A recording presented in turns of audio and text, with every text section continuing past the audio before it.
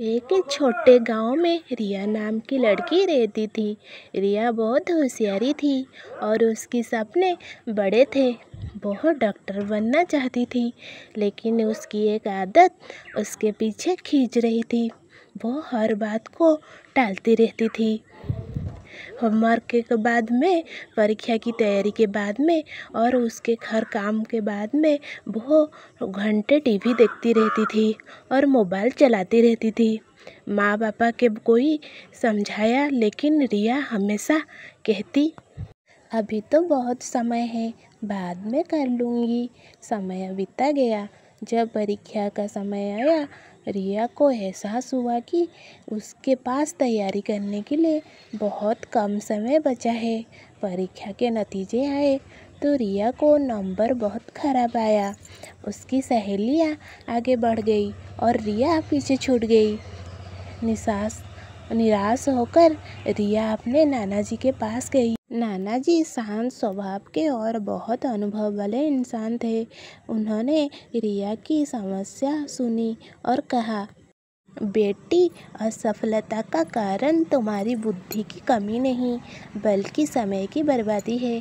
समय नदी की तरह है, बहता हुआ पानी दोबारा वापस नहीं आता। फिर नाना जी ने उसे एक कहानी सुनाई। बहुत साल के पहले ध्रुव नाम का एक किसान था। उसके पास बहुत सारा खेत थे, लेकिन वह मेहनत करने में आलसी था। जब लोग को बीज डालते वह कहता, अभी तो बहुत समय है, कल बोल दूंगा।